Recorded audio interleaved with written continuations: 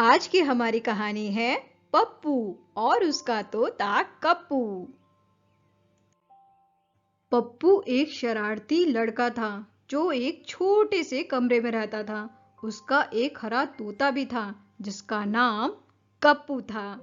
गप्पू कोई साधारण तोता नहीं था। वो अखबार पढ़ सकता था, गाना गा सकता था और सबसे मजेदार बात, वो इंसानों की तरह बातें भी कर सकता था। एक दिन पप्पू अपने कमरे में आराम से बैठा हुआ था।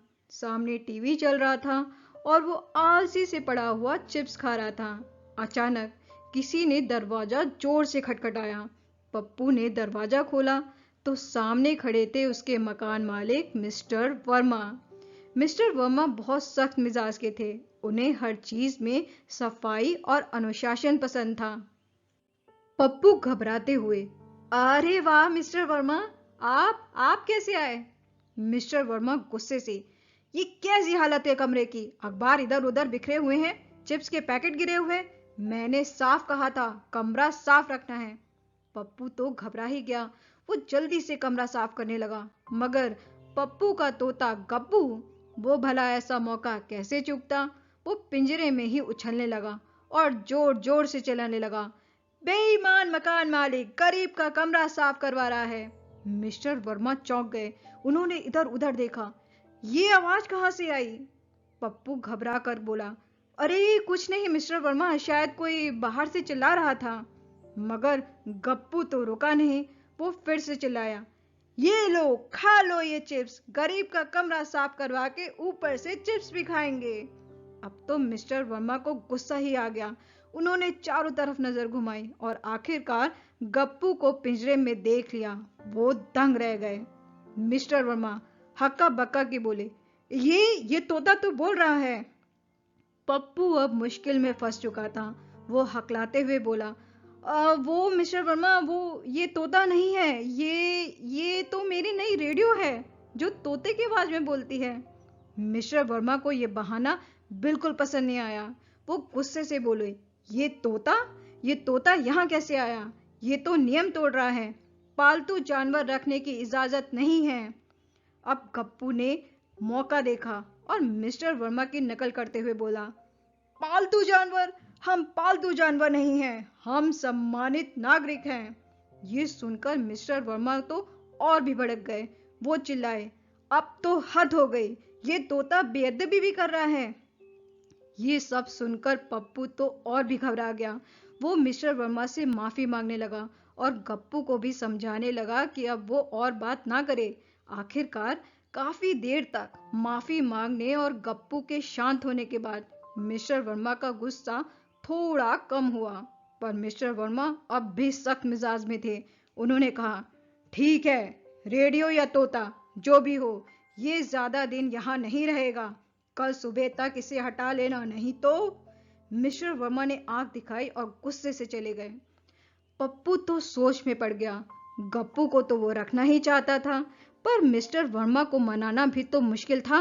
सोचते सोचते उसे एक आइडिया आया।